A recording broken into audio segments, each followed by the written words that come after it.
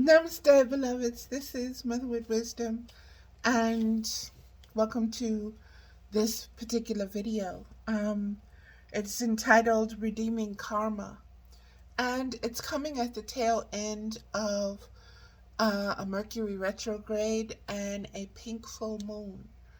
So there's a lot of information that has been gleaned, that has been uploaded, that is ready for delivery, for transmission. And I wrote some things down simply as talking points because I wanted to be able to stay focused and to give the best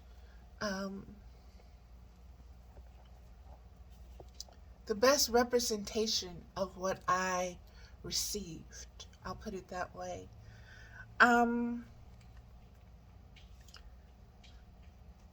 We're at a cosmic point of view. This redeeming karma is a cosmic point of view. Understanding that the redemption of the karma that's happening is a cosmic point of view. So this is happening not only on the earth plane, on the earth realm, in the mental, which is the thoughts, in the emotional, which is the feelings, in the physical, which is the body, in the psychic, which is the soul and the all of the other above, and the spiritual. So this is everything aligning and coming to bear. Okay?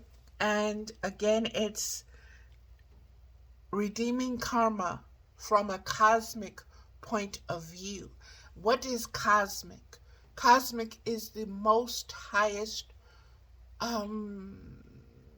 frequency and spectrum and vibration of consciousness, beloveds. It is of conscious awareness.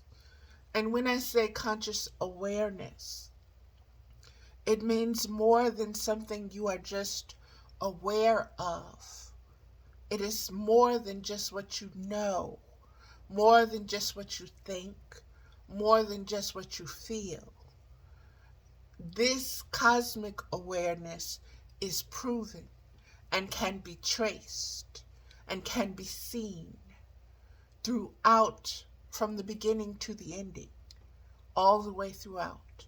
This is cosmic knowing.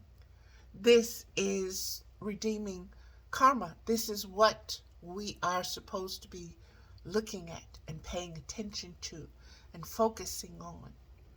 Not so much the judgment, the blame, or who's getting what, or what did they do to get this, or da-da-da-da-da-da-da, but being able to track it, being able to observe it, being able to see how the dots connect, how what you sow is what you reap, how what goes around comes around, how the Ouroboros, how it begins and how it ends.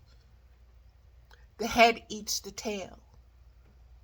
It's a complete circle. It's a complete cycle. It's a complete season. It's complete. There is nothing left unfinished. There's no karma that is left just out there. You reap everything that you sow. You attract everything that you emit, and you are able to track it. You are able to track it through time. You are able to track it through seasons. You are able to track it through cycles. You're able to track it through relationships. You're able to track it through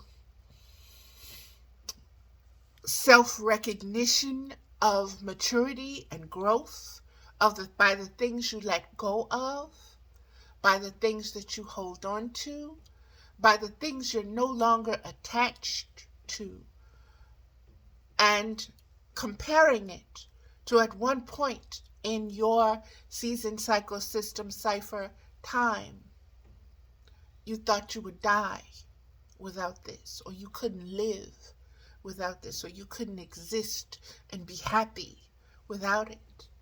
And now you're not even attached to the thought of it anymore. And when that thought comes, that thought is a form. You no longer let it wrap itself around you. You no longer let it become a garment of skin for you to be in. It no longer contains you. It no longer holds you. It no longer offers safe harbor and protection for you. You know, you have a spiritual magnetic field of higher vibration, and that skin that once would have worked no longer works, no longer functions in the same way. It's useless now.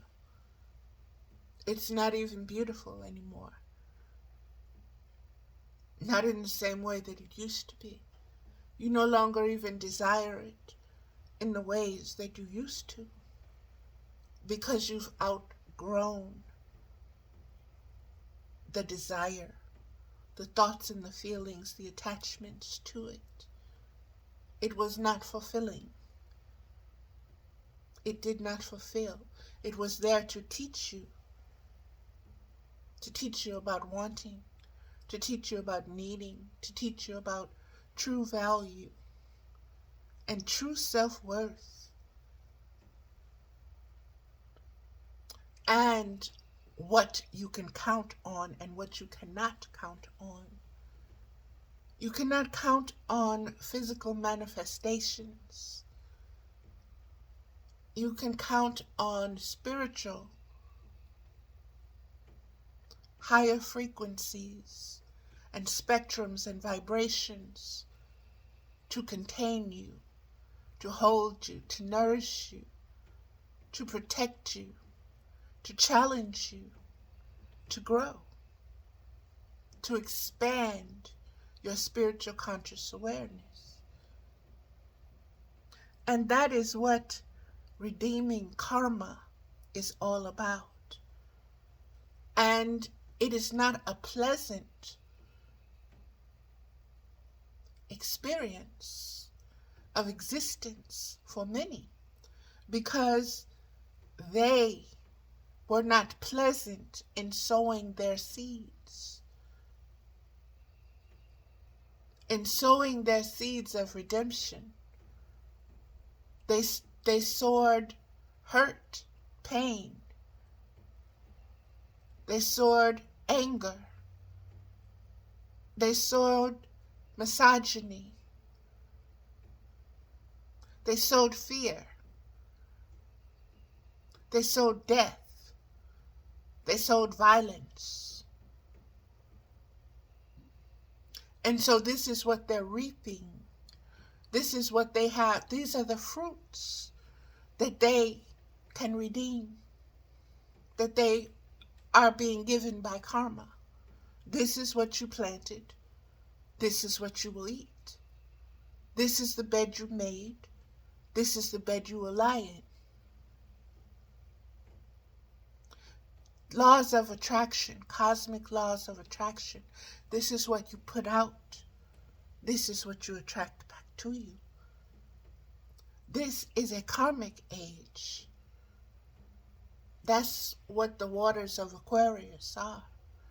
It is a purifying, it is a bringing, it is an ebb and a flow.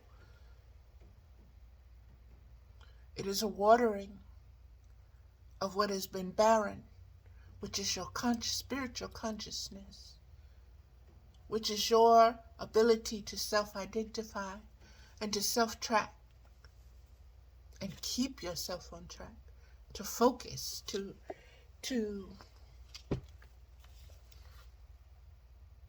stay alert, not be hypervigilant, beloveds, but to see and to understand and understand what you see, and to apply what you see to yourself,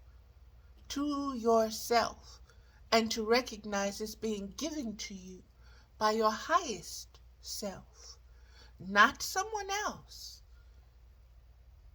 but from your highest self. Everything else is a reflection.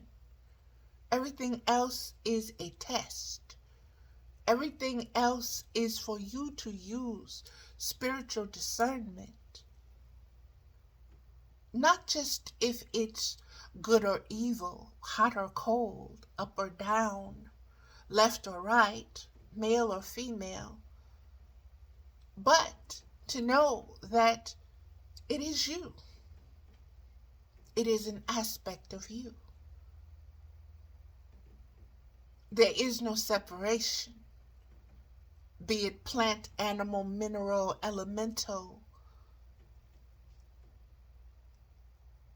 or ethereal. There's celestial. There is no separation. Is. Okay, existence is existence. And existence was created with cosmic laws to hold it and keep it in order. And the reason for this video is understanding the law of karma, understanding the redemption of the law of karma, understanding why we say we're living in the last days or the end times. That means that all the karma is being collected now. All that you have sown, you are now reaping. Not just this lifetime, not just this generation, not just this planet, but the sum total of your existence. Whether you're conscious, unconscious, or subconscious, you are redeeming karma. The dreams that come to you, the thoughts that come to you, the echoes, the feelings, the desires, everything is here for you to manage, for you to align, for you to put right. This is it. And even if things are turned upside down and topsy-turvy, you still, while you're here at this time, have the ability to align, to redeem, to redesign, to remeasure, to recreate the karma, because you are a child of the Most High. There is nothing outside of your capability when you truly know who you are. When you truly know what you are. Because we get hung up on personalities. Oh, I'm Valerie. I'm Mother with Wisdom. I'm Ocean 9. I'm Sophia of Sheba. I'm blah, blah, blah, blah, blah, blah. I'm a child of the Most High, period. Bottom line. Whatever else I attach onto that is like picking colors out of the crayon box and coloring it. Whether I'm inside the lines or outside the lines, or adding more to it or subtracting. Don't matter.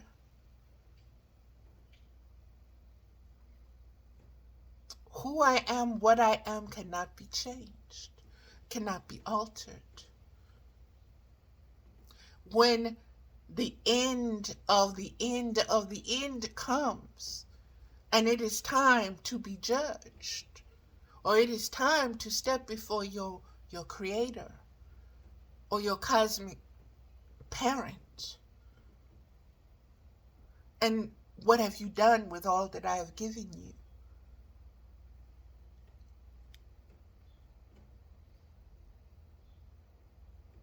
Well, I listened to so and so and so. You know the man that you gave me? You know the man who put himself over me and said he was the church, and that I had to go through him to get to you, to get to get to Jesus, to get to you, to that he was my father, and that I had to listen to him because he was my head. And so I listened to him. He said he came from you. He said you sent him and put him over me to watch over me. He was my shepherd.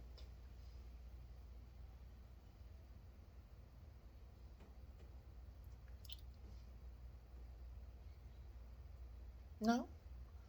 What do you mean you don't know? What do you mean you don't know me? What do you mean? But I did this and I did that and I cast out demons in your name, and I spoke and made videos about you, and I did this and I went and I loved on the babies and I loved on the animals and I did this and I did that and I did.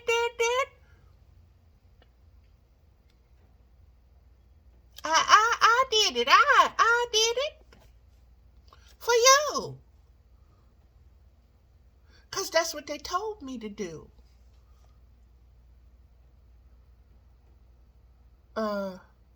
Yeah, you gave me my own mind and my own will to make up for myself,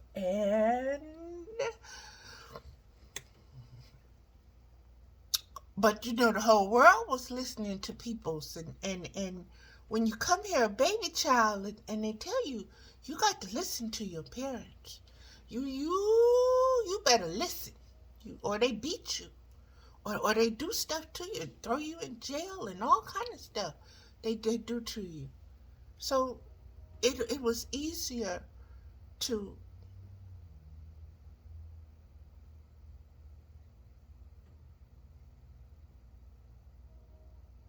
just because it was easier don't mean it was right. Well, I didn't think about that. I didn't think about that. I didn't know. I didn't know. Yeah, I felt something was wrong. Yeah, something wasn't right. And no, you wouldn't make a world like that.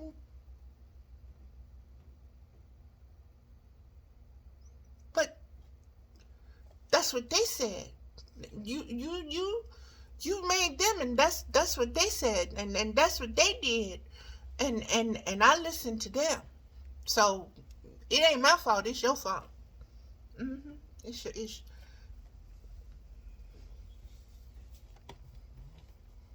they should have used better words.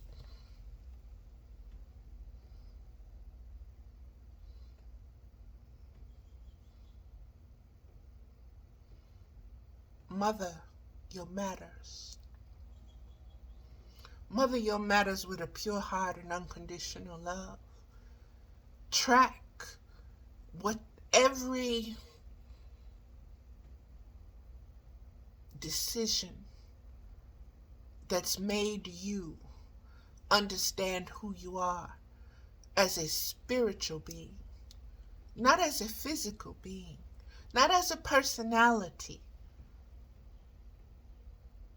not as a name, not as a race, not as a culture, not as an age, not as a generation, but as an incarnated spiritual being with a purpose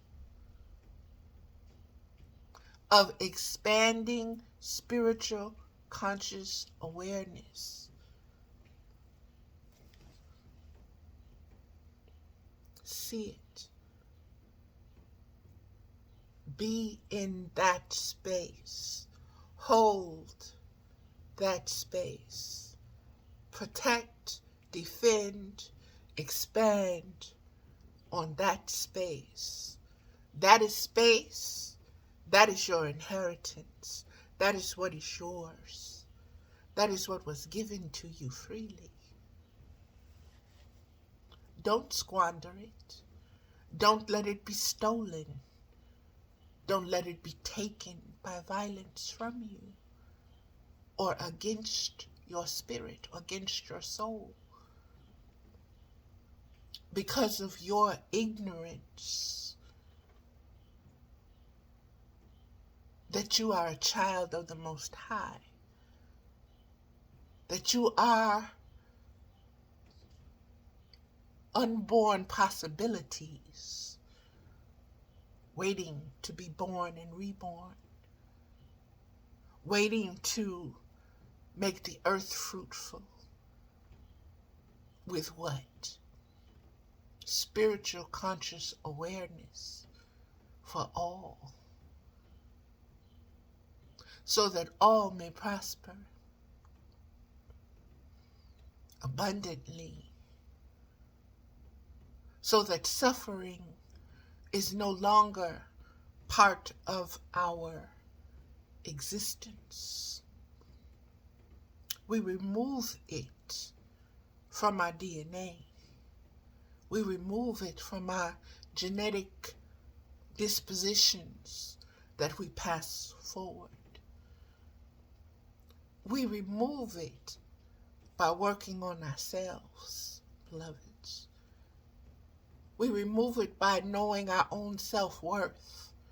We remove it by getting on our knees and apologizing to the Great Spirit for thinking that we know everything.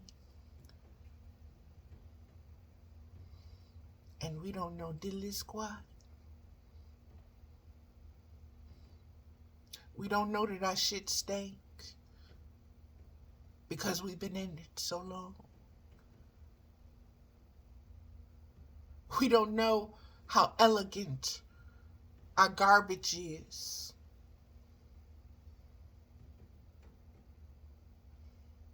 because we say it's our wealth and it's valued at this, and it's valued at that, and it's garbage. It's trash. Redemption of karma from the beginning to the ending. Closing up all loops, ties, bringing closure to a cosmic legal case about what was created, who had the rights to the creation, how the creation was not a good design and it could be manipulated throughout the ages. Those which are all of us that fell from the heavens and changed our own design.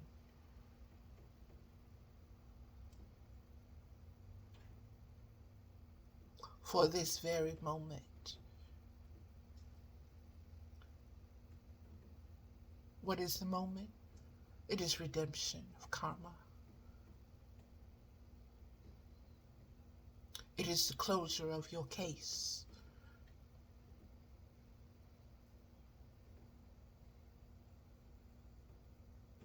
Your cosmic, divine, legal case, which you are a participant in, which you need to be aware of, which you have been witnessing throughout millennia as cycles and seasons, ages, different powers and principalities taking turns being in charge of the earth realm, over the enslaved cosmic child, the trafficking. I want you to understand what it represents. I want you to understand why it's coming up the way it's coming up now. Why it can be traced and why it can be measured. Why there are names attached to it that you would never think would be attached to this. Why those names are suddenly thrown to the wolves, to the lions. Why are they sacrificed? Because they sacrificed. They're redeeming their karma. We are told, we are taught. We come here knowing right from wrong. If you are not in touch with yourself enough to understand that you came here before you could speak, before you knew the names of things, you observed and you watched. You did that from the womb.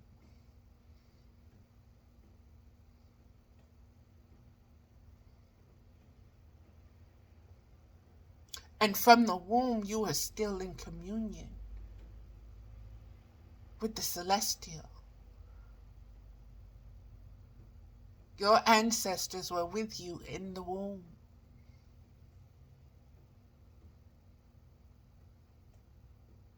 They are with you when you come out the womb. They're with you when you pass over from this life to the next. Energy does not die. That is why there is a Gehenna, a lake of fire, a second death, to contain that segment, that portion who refuse to be unconditional love. And yes, it is an immortal fire, meaning it does not go out, because these are immortal beings. Through the millennia, they have been given the chance to change. They have been given the chance to repent. They have been given the chance to be reborn, to renew, to regenerate, to become a new body, a new mind, a new consciousness. They refuse. They would rather have violence. They would rather have bloodshed. They would rather have rape of children, death, wars, hate, separation, misogyny.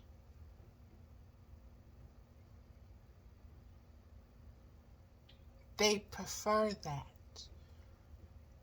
That is their choice. It does not have to be your choice. They will reap what they have sowed. They will lay in the bed that they have made. It's an eternal bed. It's an eternal fire. It's an eternal torment. That's what it is. Because you have to understand cosmically what they have done throughout the galaxies, the universes, the planets, the countries, the nations, the people, the animals, the plants, the waters.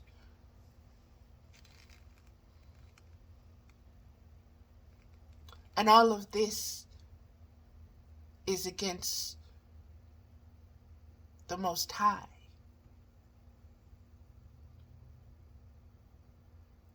It's not even about us. So the Most High is going to deal with it. And He spelled it out how He's going to deal with it. And all of this time has been allowed. All of these centuries, all of these millennia, more than we could count, all of these worlds, Atlantis, Mu, Lemuria, blah, blah, blah, blah, blah, blah, blah, blah, blee, blee, blee, blee, blee. From beginning to end. We are in the end phase, as anyone with eyes can see. When that end is, not even the angels, not even Jesus knew. No one but the Most High knows. When that time has arrived for Him to say, that's enough. Your time is up. Now it's time to reap what you sow. Now it's time to pay your karmic debt.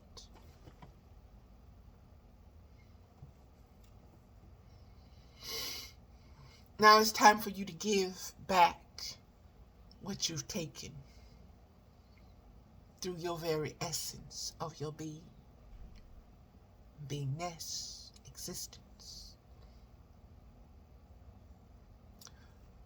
Everything from every culture teaches this. It teaches us not just to put our faith in men, in man, in mankind, or in this world of man, or my mind, but in the highest, holiest of all spirits, the Great Spirit. And to keep that spirit on the pedestal where it belongs, on the altar where it belongs. Nothing else shares that altar. Nothing else gets up there close to it, stand on the side of it.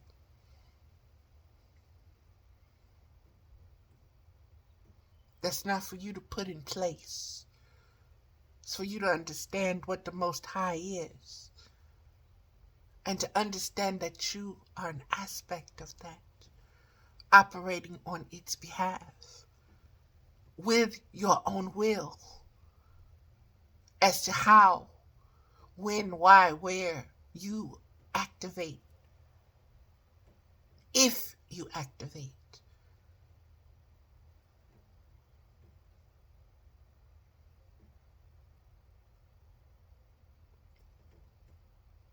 This last Mercury retrograde has been so very deep. It's been one where I wanted to just duck and hide my head, or go in a cave and just hide, because the feelings, the memories, even the desires that were arising were so powerful, like ocean waves, like tsunamis, okay, that could pick you up and just carry you wherever they wanted to.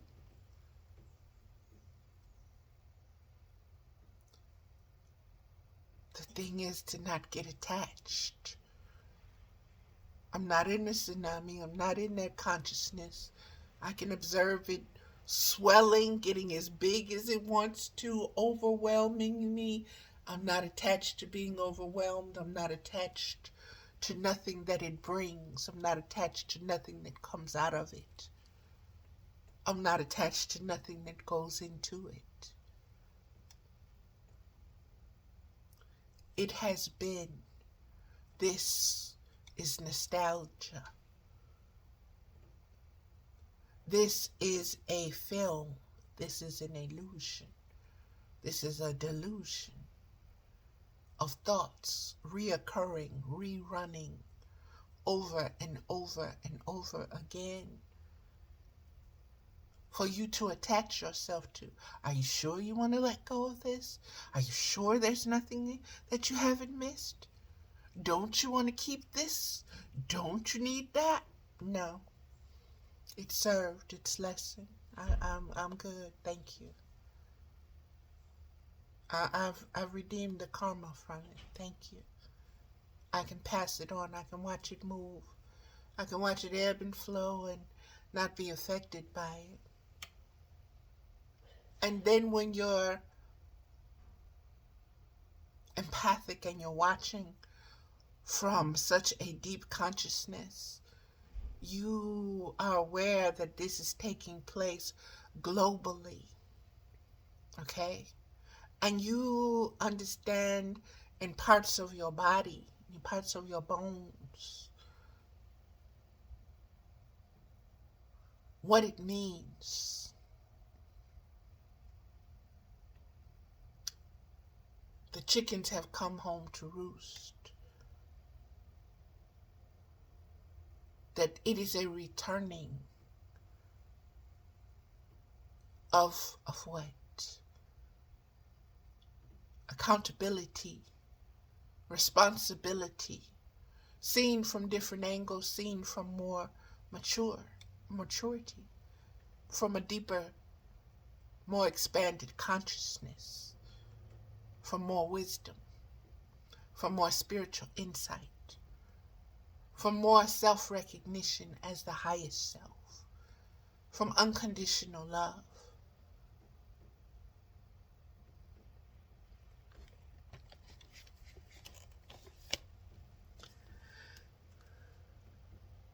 The snake is a very powerful symbol. The dragon, Ouroboros, is a very powerful symbol. That's what it was originally. It was a dragon. It changed in the Middle Ages to a snake, but it was originally a dragon. It is redeeming karma. The karma that it redeems is its own tale, its own ending. It consumes it. Its ending will consume it. And 9 times out of 10, what was there to begin that ending has grown so much that it swallows the end. Unless you have diverted, unless you have stopped that process of the Ouroboros, unless it's a spiral and no longer a circle coming on itself.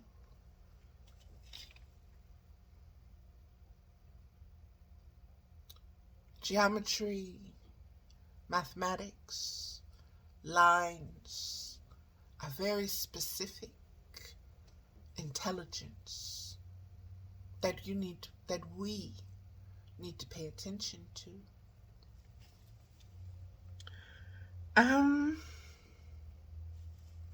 For understanding the cosmic ramifications of cosmic laws of manifesting, attracting cosmic karma.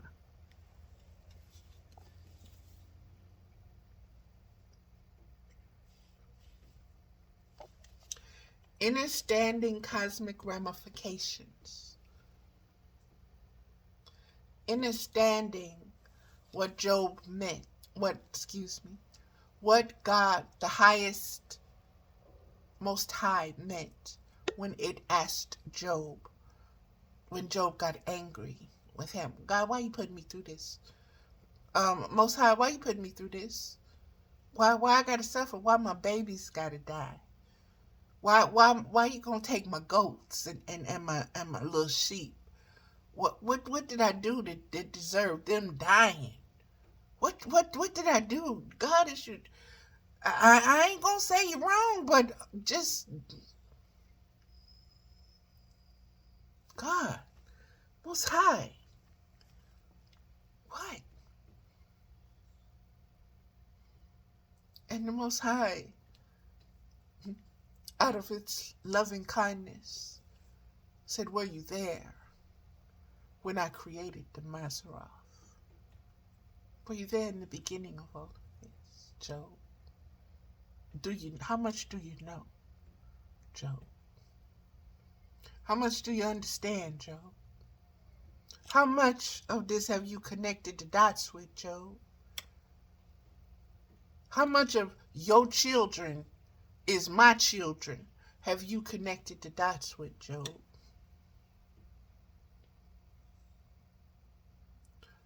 How much have my thoughts are higher than your thoughts could ever be? Have you gotten there yet, Job?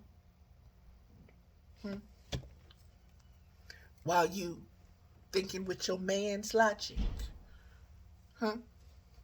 about cosmic affairs,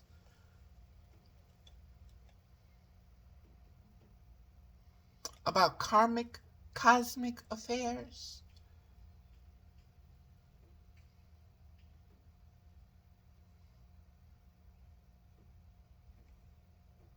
Step back, beloveds. Everything that you can observe has been given to you for a reason. Everything has a purpose. Everything has a reason. And if you are not consciously aware, consciously open, consciously inquisitive, spiritually connected, it will go over your head and it won't mean nothing to you. And you will miss your salvation. You will miss what will save your soul. You will miss your redemption because you're too busy focused on this world. This world is ending. Don't get it twisted. This world has been ending since the beginning. It is on track to end.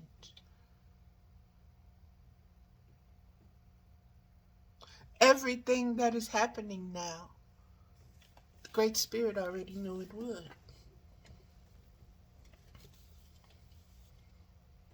Because the design, we like to look at things in duality, light and shadow, good and evil, creation and destruction. And we like to say that they're separate. They're the same force. No matter what you call the name of it, it's the same energy. It's the same essence. It's the same frequency. It's just operating in a different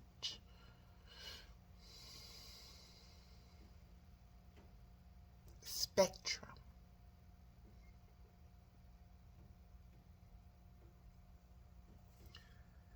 That spectrum has always existed. What is collectively created as a consciousness is what we endure as a society.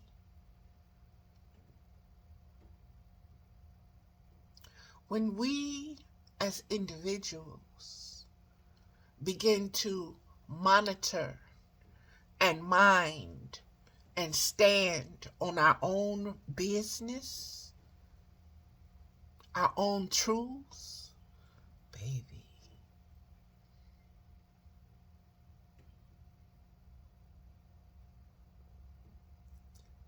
the shadows will be illuminated. They will be lit up. And darkness knows where it's going, knows what its ending is. And when you pray for heaven on earth, baby, do you know what you're praying for? Do you know what you're praying for?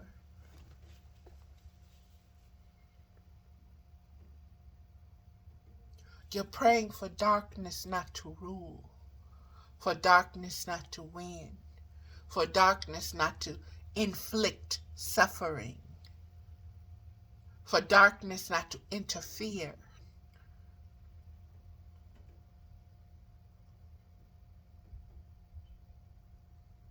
You're asking for paradise.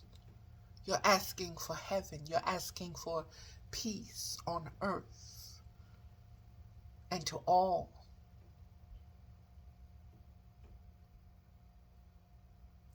That is the prayer. When you have no other words and you come and find yourself in situations and circumstances and you don't know what to say, say, thy kingdom come, thy will be done on earth as it is in heaven. And then you sit there and you think about what that means. Okay? On earth, the way it is in heaven. The heaven is the cosmic realms, beloveds. The highest heaven is peace beyond your knowing, holiness beyond your knowing. And you want that on this earth. So you want your earth to become a heaven. How many heavens are there already?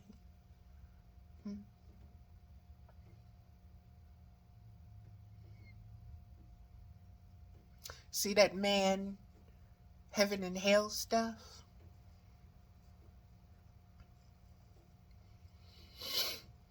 That's controlling doctrine.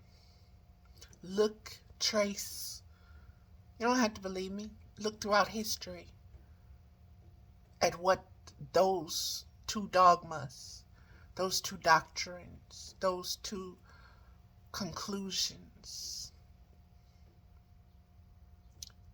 what they have amounted to, how they have been proved, who they have served, who are they still serving?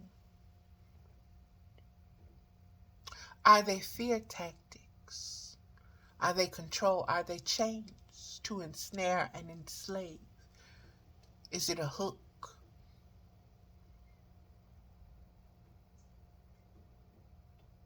Is it a fairy tale?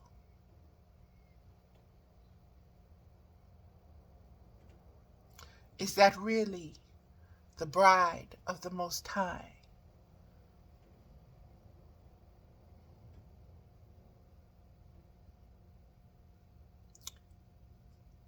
Jesus said you would know me and mine by the love they have amongst themselves. If you don't see that compassionate, unconditional love, full stop for everybody, everything, over $1, get away from me. I don't know you.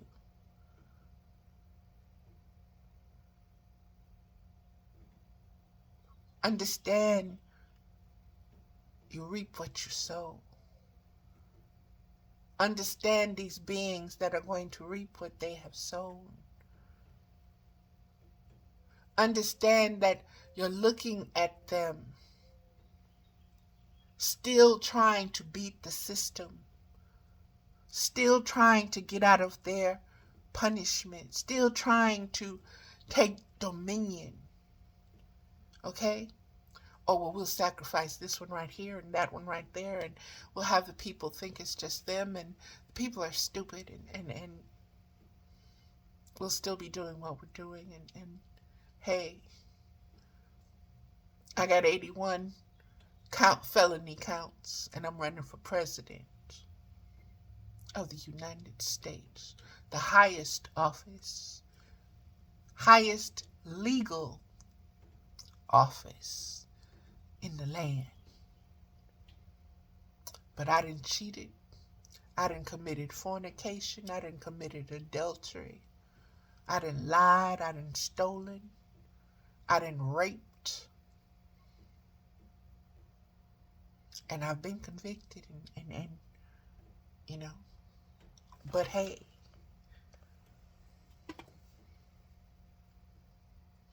it's a man's world. And money is king. And if you can't be king, be the puppet of the king. Be the tailor that sew the clothes for the king. Still get paid.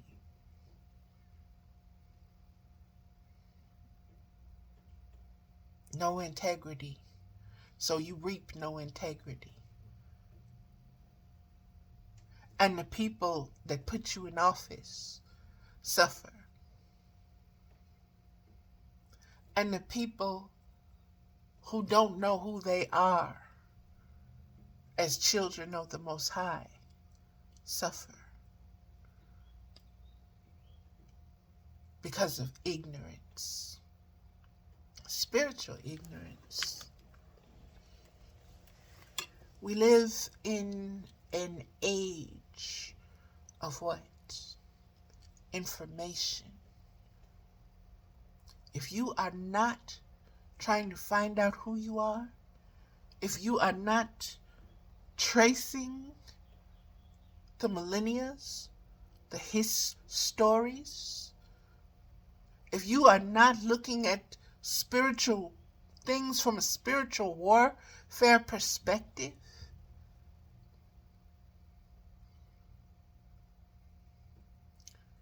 think of Noah and the flood. Think of Sodom and Gomorrah. Think of all the other stories of destruction that have taken place. All the civilizations that came before.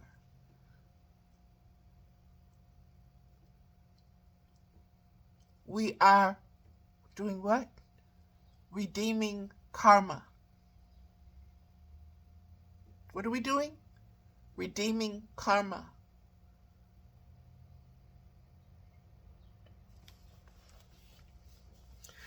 Six kinds of karma.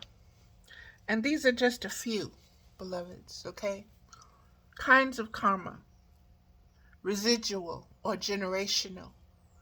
That means karma that was created lifetimes ago. Was created when you first fell. Was created when you first rebelled.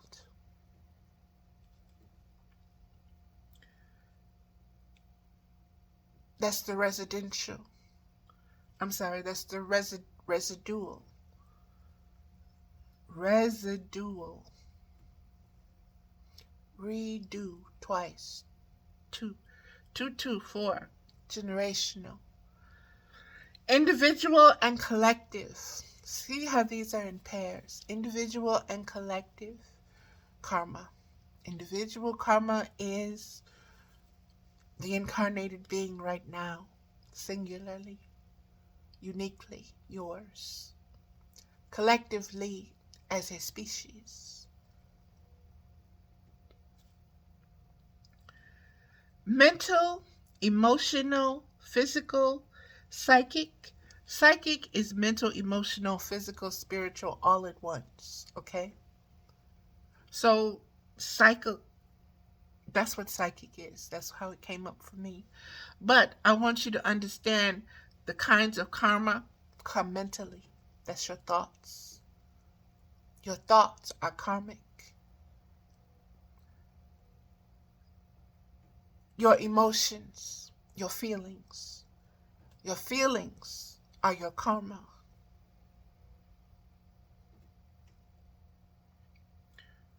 Your physical body, your sickness, your physical health, your ills, your aches and your pains, your headaches, your migraines, your toothaches,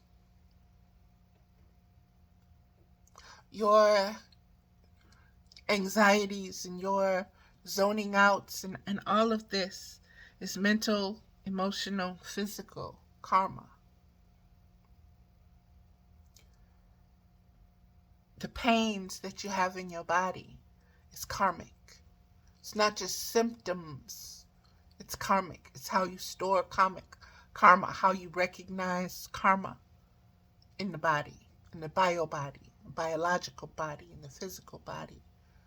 Okay? In the tissue, in the cells, in the blood. Okay? Understanding that you're made up of mostly water. That water is your blood, your plasma. That is your consciousness. Okay? Understanding that karma is stored in your blood. And your mental, your emotional, your physical, your psychic, and your spiritual is also in your blood. And that is orchestrating your karmic alignments, manifestations, attunements, judgments, disciplines. So those are the kinds of karma. And now we get to the last. Understanding resurrection equals redemption, being born again. This was very powerful, beloveds. This was very powerful because we just had what the world knows and celebrates, the pagan holiday as Easter or Astera. In the Christian, it is the resurrection. It's the remembrance of the resurrection. It is a holy day based upon the resurrection of Jesus.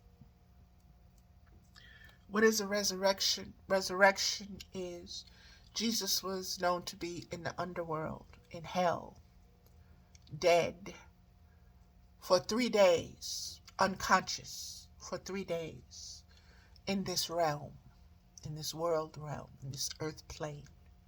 Okay, for 3 days he was unconscious. He rose on the 3rd day. Means he was reborn on the 3rd day. Mean he was redeemed on the 3rd day. He redeemed himself. He redeemed himself by the way that he lived, by being so-called perfect, by being a child of the Most High, by recognizing who he was and living, existing as that. Nothing less than, and nothing more than.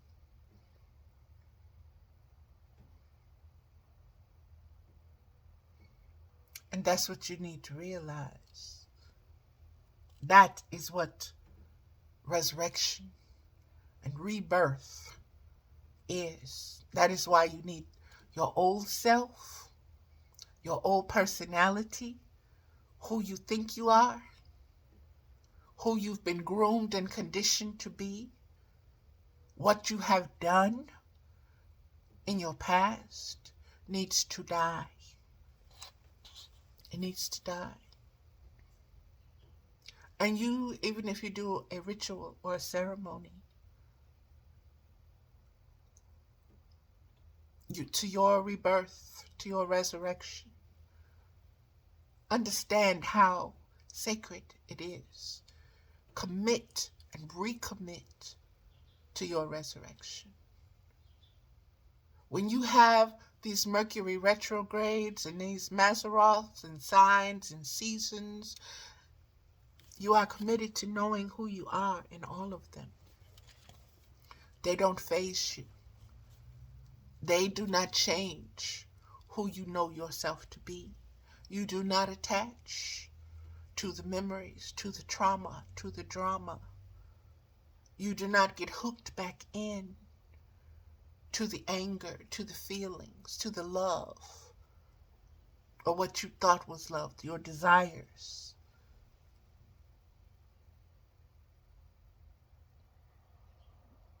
You stand. I am a child of the Most High. I will not be moved.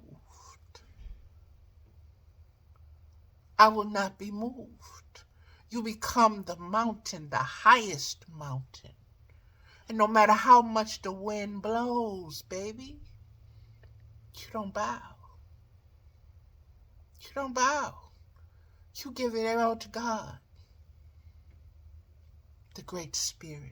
Since so many of you have a problem with the word God, and I understand it, I do.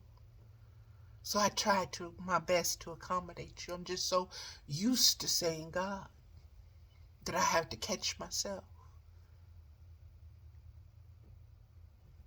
It's a word.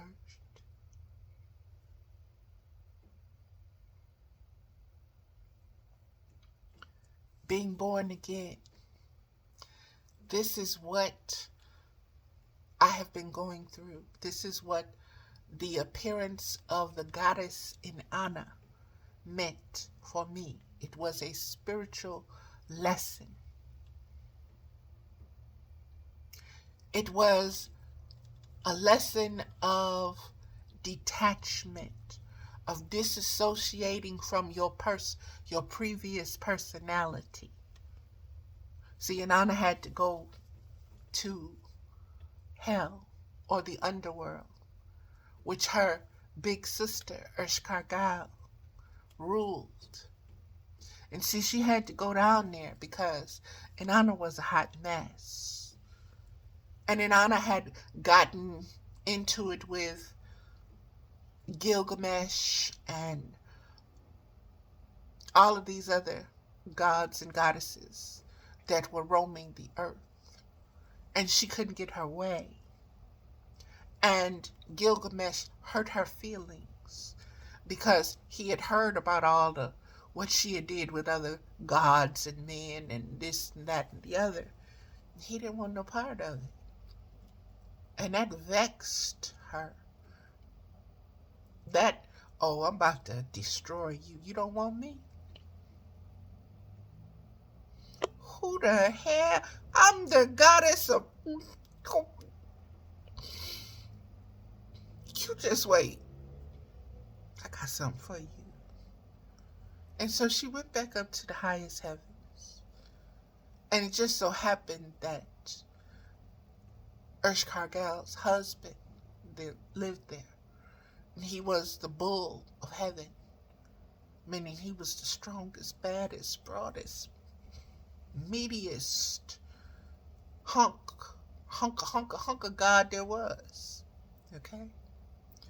And she went using her feminine wiles on him.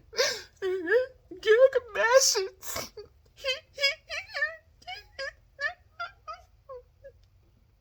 Gilgamesh.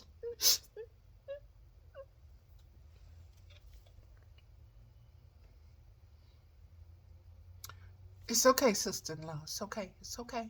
I got you. I got you, sister-in-law. I got you. I got you. How dare you?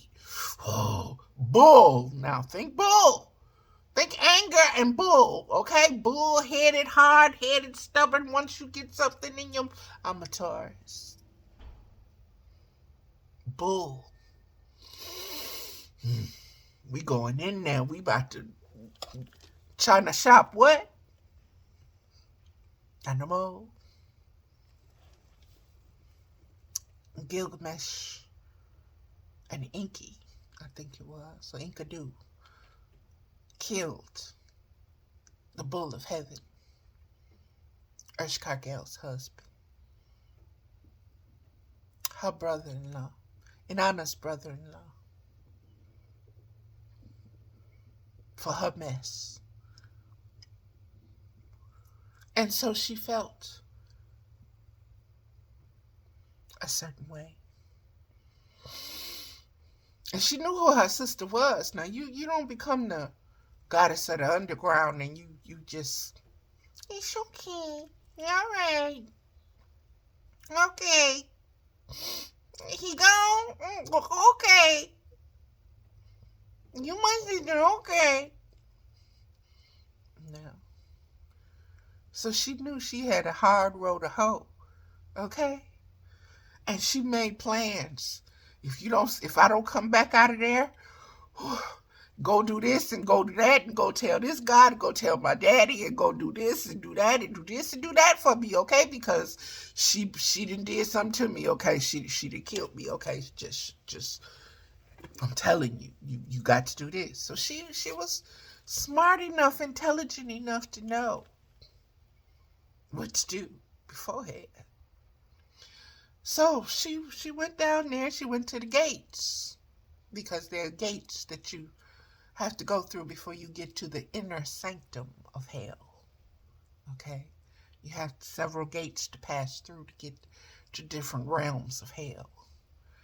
And so the gatekeeper told Ershkargal that your sister here. She said, oh, she is. Mm-hmm. What she look like? What she got on? Oh, she got on all her stuff, girl. She dressed to the nines. Her hair is there. She got on her mimis. She got on this and that and the other. And she brought all her little magical stuff. And she ready. She ready. Oh, she is. We'll see. At each gate, have her take off something. Or that stuff she got on, okay? So when she come to me, I want her naked. Let's see if she gonna come all the way, okay? Let's see. Let's just see how bad Miss Inanna is. After what she done did this time to me, let's see.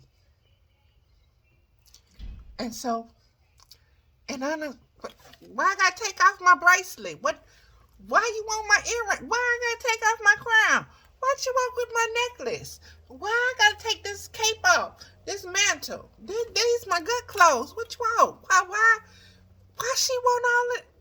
Okay, fine.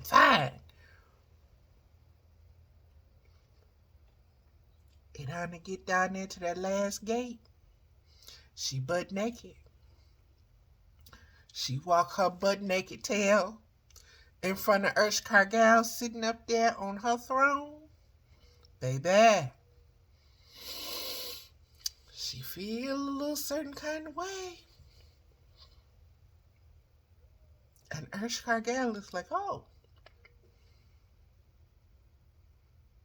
you came to see me after killing my husband, after getting him killed for some of your stupid shit, for some of your foolishness, some of your hot ass mess, some of your unhappy stuff. You put him in it, knowing that he would want to protect you, knowing that he would stand up for you. All you had to play was, oh, poor me, he did that. You ain't leaving here. I judge you. I pronounce judgment on you. I have no mercy for you at all. You are a guilty bitch. And you gonna hang like a piece of meat, rotting meat. You ain't even gonna traipse around here like the rest of these souls. You gonna hang on them hooks right there and rot for eternity for what you did. You took my husband away from me. You gonna rot, bitch.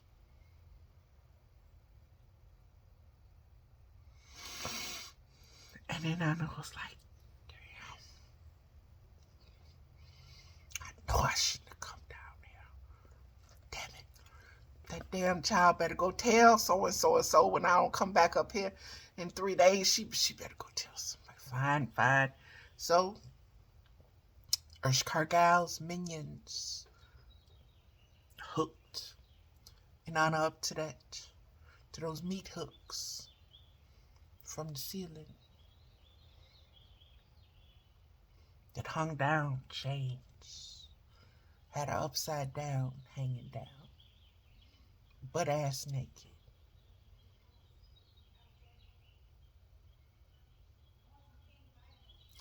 And it was only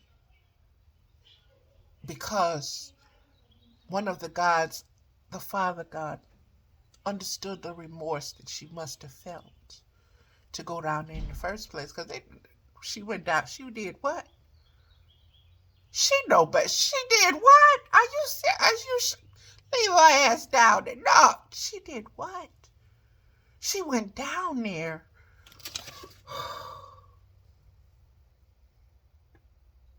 Okay, we'll see what we can do to get her back.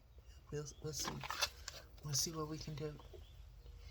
But you know we gotta hurry up. We got 3 days. After that, she gonna be stuck. And so they found somebody to, okay, Inanna, you're free. 2 little birds that was down there. And they were consoling and singing with Ursh-Cargill. Because, see, Ursh-Cargill not only had lost her husband, but she had suffered many miscarriages. And so she had that kind of pain that only a woman can have when you lose life. When you're not able to carry life to term. And then on top of that, you done lost your husband. And it's all because of your trifling sister.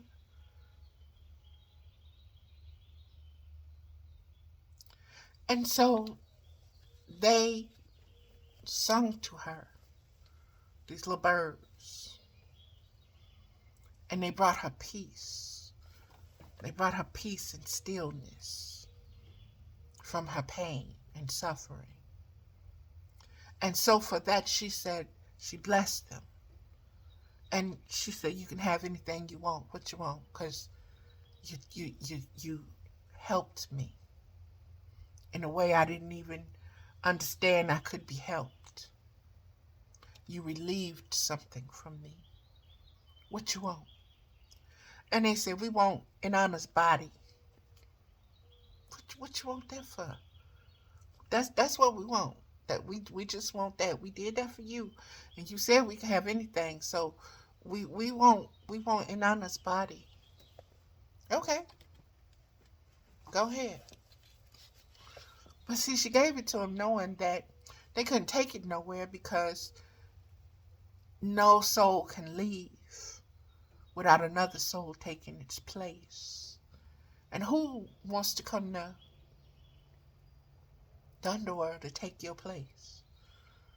And so Inanna had to find, she got up so far, and then she was immediately brought, confronted by the guardians of the underworld who told her, you have to find someone who can take your place, or you cannot leave. And so Inanna was thinking who she could get to take her place, because she was tired of being down there. She couldn't take that too much longer, you know. And so she was thinking about this person and thinking about that person, and she started flying, going back to her kingdom and to her man, Dumuzi. And Dumuzi's ass is sitting up there flirting with a whole collection. Got a harem going on, okay? And she just, I've been dead and hanging on the hook in the underworld. And you up here in these hoes' face. What? I found somebody. Him. Him right here. He can go. He can take my place. So for 6 months, the Moosie's ass can be in the underworld. Mm-hmm. And I'll take the other 6 months because I still love his no good, trifling. But for 6 months to teach his butt, oh yeah, he can go. He can be down there with my sister. He sure can.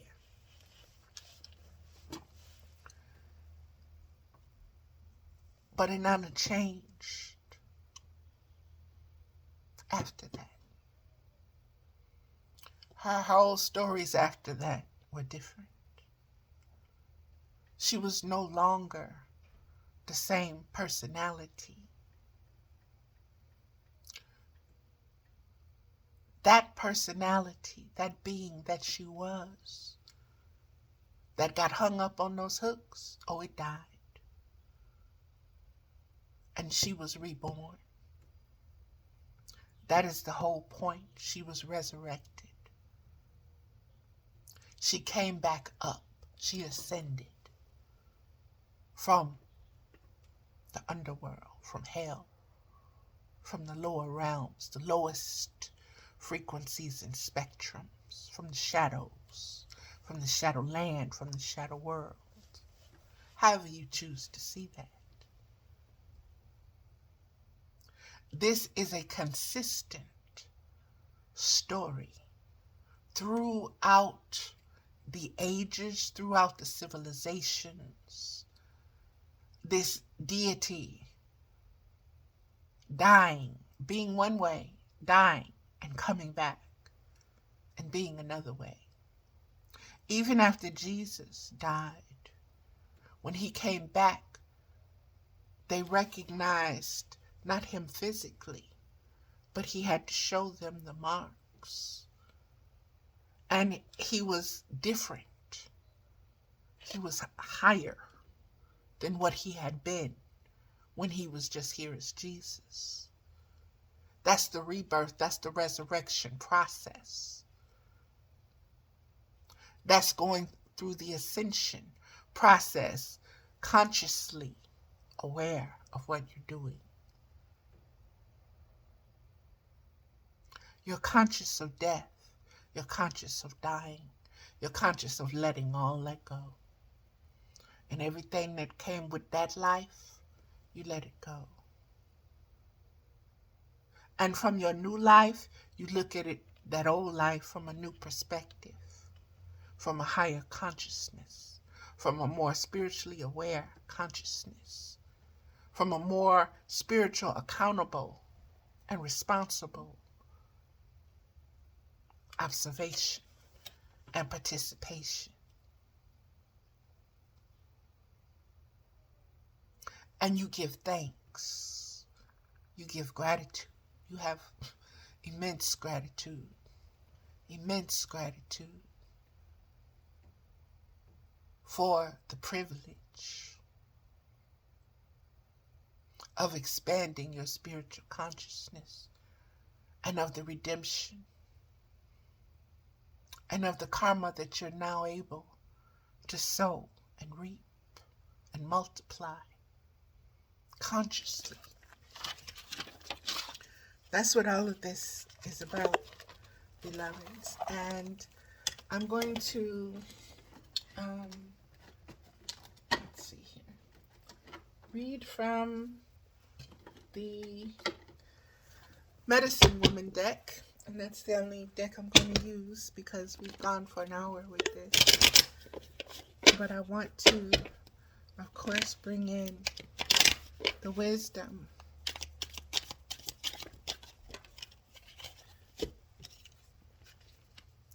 Totem of Bowls.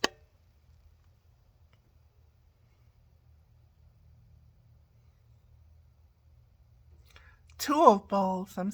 Two of Bowls. Two of Bowls.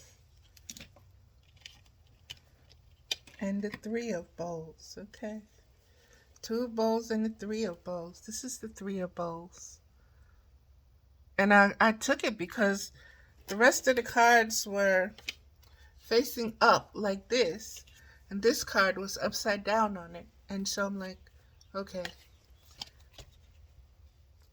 All right, let's get into the two of bowls.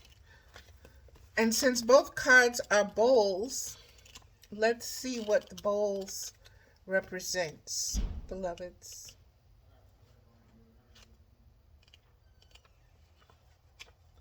Okay.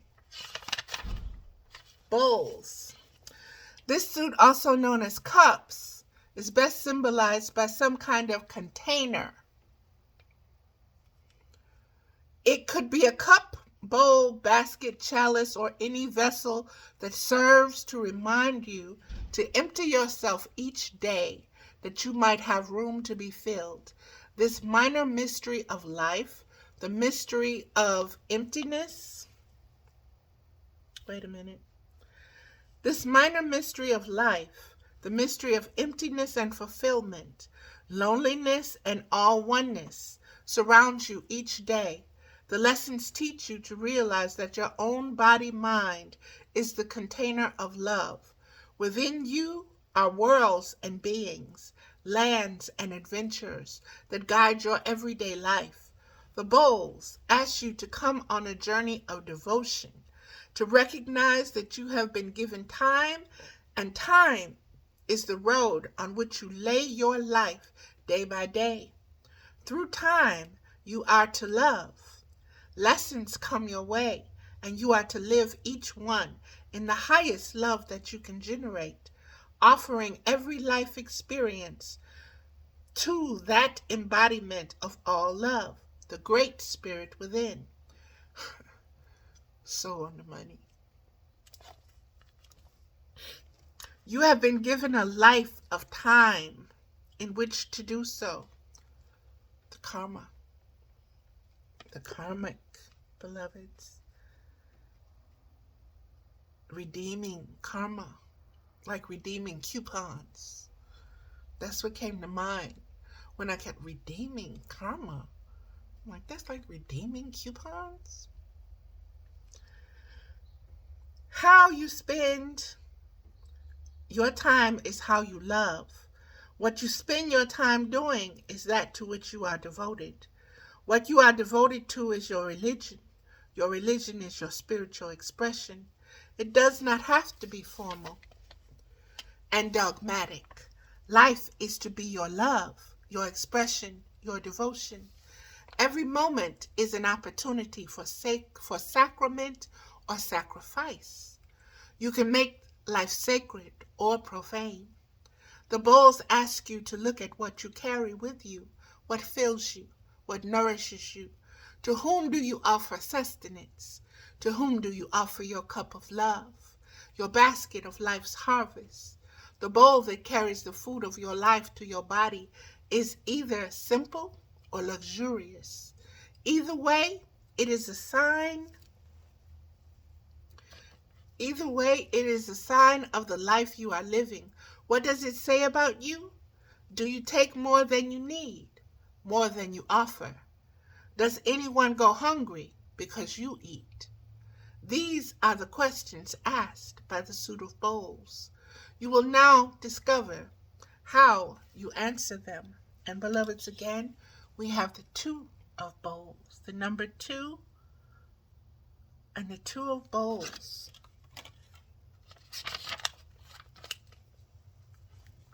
The card before that is an ace. Prayer. 2 of bowls is friendship. There is always one who awaits the gift of myself. No human can live without this sharing of her humanness. One kind word can make all the difference in the world. One small gift can change a life.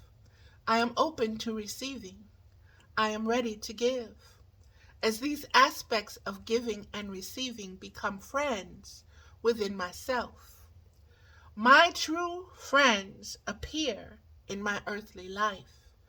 I will make the gesture now that will show another I am friend. Together, through our friendship, we shall heal and become strong.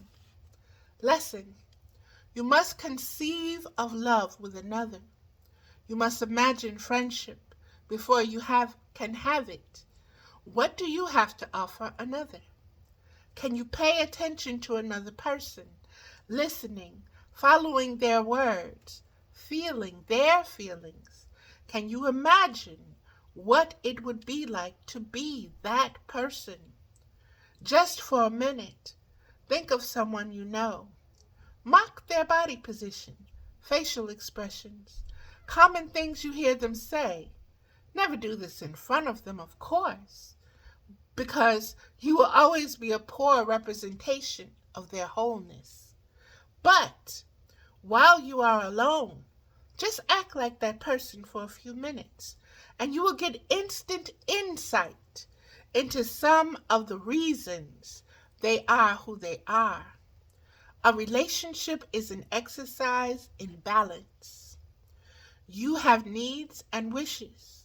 Your partner has needs and wishes. Sometimes you must lead. Sometimes follow.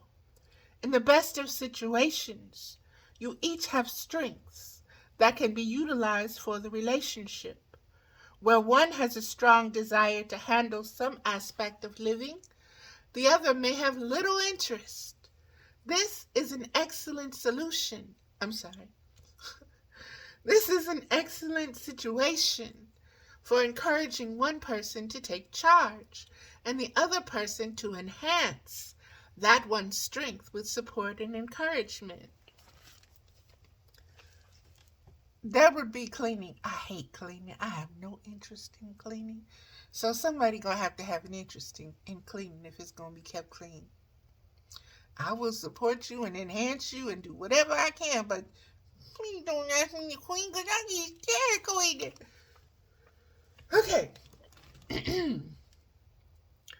This is an excellent situation for encouraging one person to take charge and the other to enhance that one's strength with support and encouragement. Each person must have areas where they are the final authority in the relationship, and each person must be supported in that relationship. And each person must be supported in that role in their area of expertise and feel that area to be an important and meaningful one.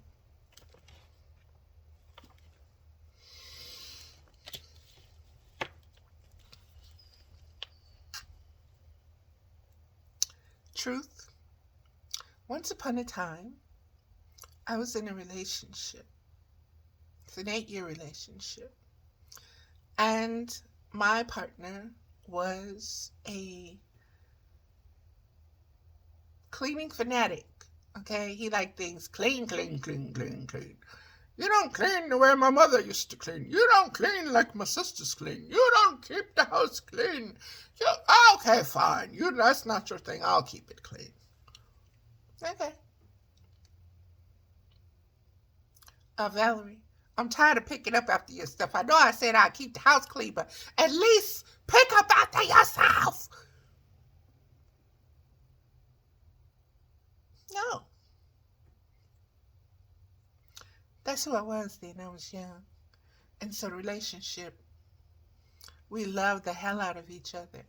But it wouldn't work because we were both too bullheaded, okay? And too fixed. Neither one of us would give. Neither one of us would budge, okay? And it was trauma bonding. It truly was trauma bonding, okay? But like I said, like this says, you have to be willing to support the person and let the person have the say in what you know is not your strong suit. And that support means help, physical help, and physical presence, and conscious awareness of it at all times. So there's a lot required in that. And like I said, Everything up to now has been teaching me that. So, like I said, I'm learning by the best. And each person must be supported in that role in the area of expertise and feel that area to be an important and meaningful one. Authority must not be decided by outdated role models. All of that is a woman's job to clean the house, and a man's job to do this. Men aren't supposed to clean, and that's outdated role models. Okay, let that go. Let it go. Let it go. Be new beings and let the mess go. Okay? It is not an I'm up and you're down situation. Authority comes with skill, interest, enthusiasm, and the ability to take responsibility. Like I said, the story of INANNA, baby. Authority, in order for INANNA to wield her authority, she had to die first to herself. Okay? After that, her authority came with skill, interest, enthusiasm, and the ability to take responsibility. Think now of the ways you and your partner can enhance each other's strength.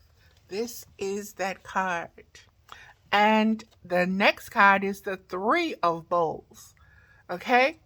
That container, that shell. Oh my God, that brings back so many memories, beloveds. But I want you to understand what's here.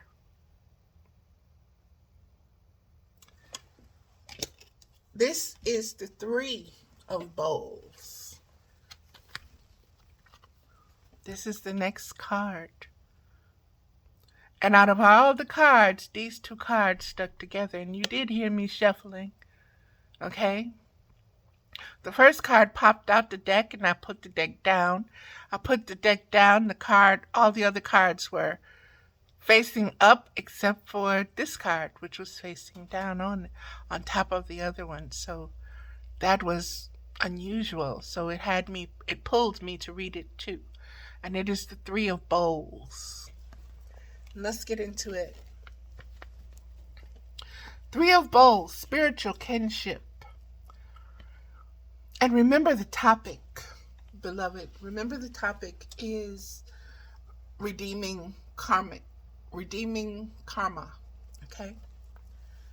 Three of Bowls, spiritual kinship. Prayer. Whenever others are gathered around me, I will celebrate our lives. In groups, in front of others, is never the time to criticize another, but to praise them. In this way, all are lifted up. As we share that which we like and appreciate about each other, our bowls are filled with heavenly grace. Let us be thankful together for all that we have been given as human beings on earth in this time. Let us share our bounty. Let us share our blessings. Only through sharing does abundance come. How powerful a message for how it intertwines with the ending of what I was speaking on about redeeming karma and the individual and collective, and how we have to be grateful. We have to be filled with gratitude. And here we are, instead of ripping somebody down and tearing them down in front of others, make sure to always build them up with something. With something. If it's no more than, I like your smile, or I like your hair, or I like this, or blah, blah, blah, blah, blah. Lift them up. And then when you get them by themselves, and you have a relationship enough, then you speak to them in a way that will help them align what they need, will help them with the truth that they need to see, or help bring them back into association or perspective. You just want to help them align. You don't want to hammer them in place. That's hard for some of us. So practice with yourself. Practice with your self-talk. How you talk to yourself. Instead of cussing yourself out and do. Find also that you're able to speak to yourself in a calm way. In a nurturing, loving, uplifting way. And then you'll be able to speak to others in that way as well. From the heart. Okay, that was the prayer. Let's get into the lesson. Can you attend to the needs of the group as a whole? This is the question asked by this card. Love is something to be shared. Kin or spiritual family are those people whose souls you have seen. They are not simply social contacts, business acquaintances, nor necessarily people with common interests. They are peoples whose souls you have seen. So when I say I see you, I'm not just saying something cute. I'm saying, I see your soul. Thank you for bearing it to me. Thank you for showing me you. I see you. I appreciate you. And because of who you are, I'm either going to love you or I'm going to avoid you. Based on who you are. Based upon your energy of what you showed me. So, even in that, you are redeeming the karma that you sowed.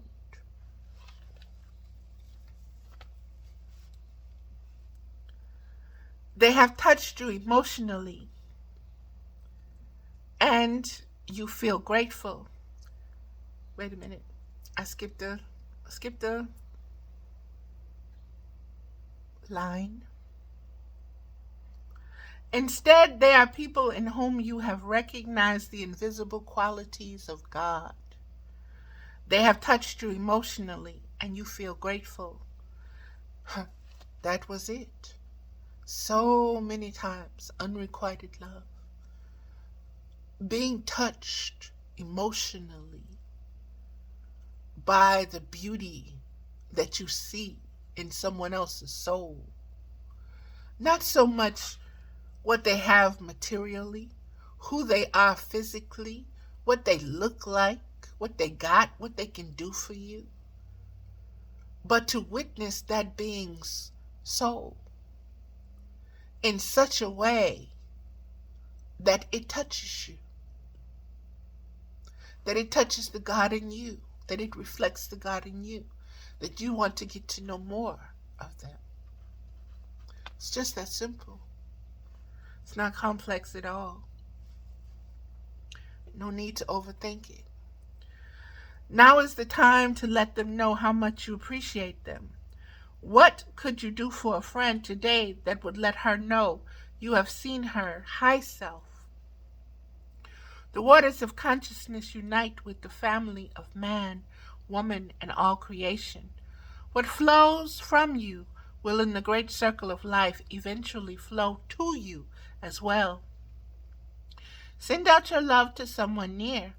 Love will return to you from afar. And that's that card, beloveds. And we have different realms represented.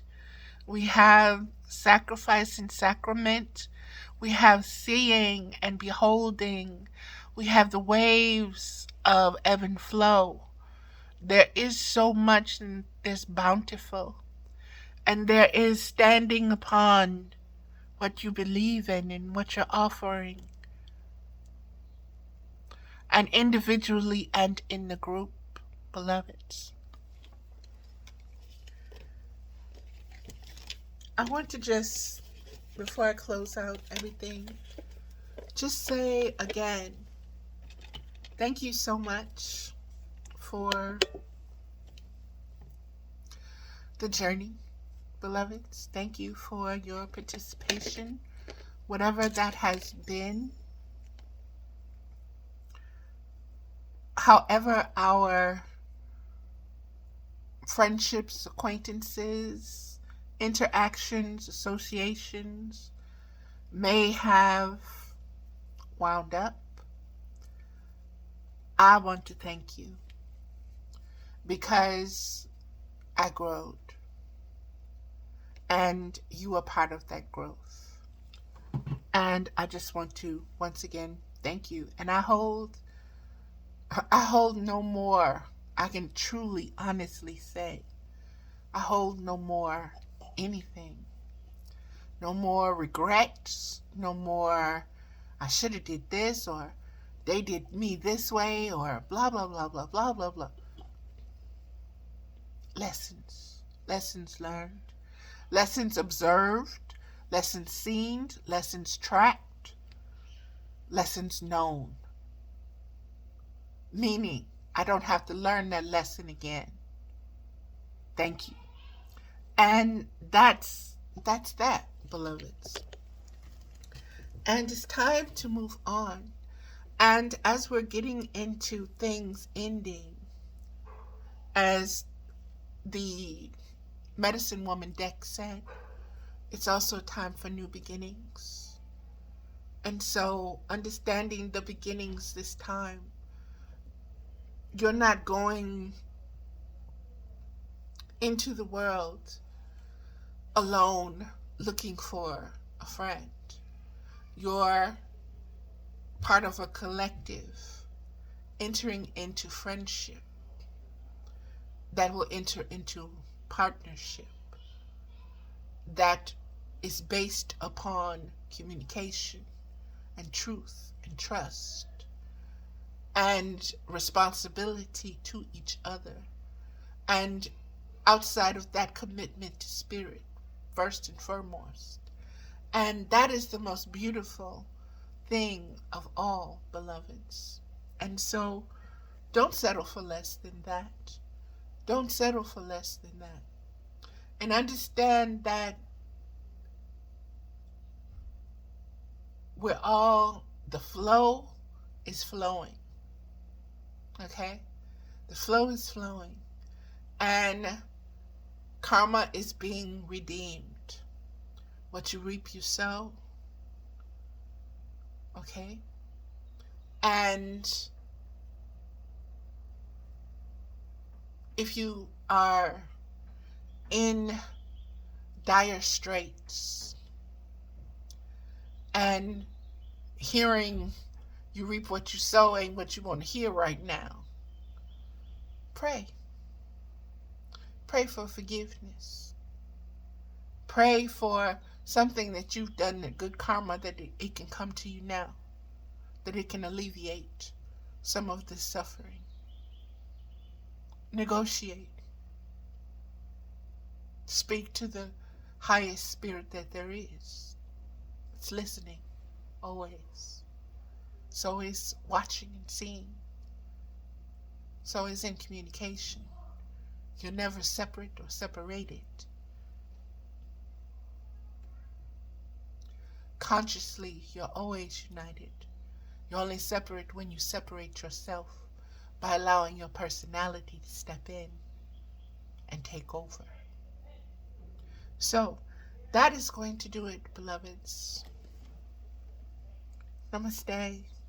This is Mother with Wisdom. This is my YouTube channel. Please subscribe, like the video, and share the video, and sign up for notifications so that when I do drop another video or make another video, which are very sporadic, you'll know.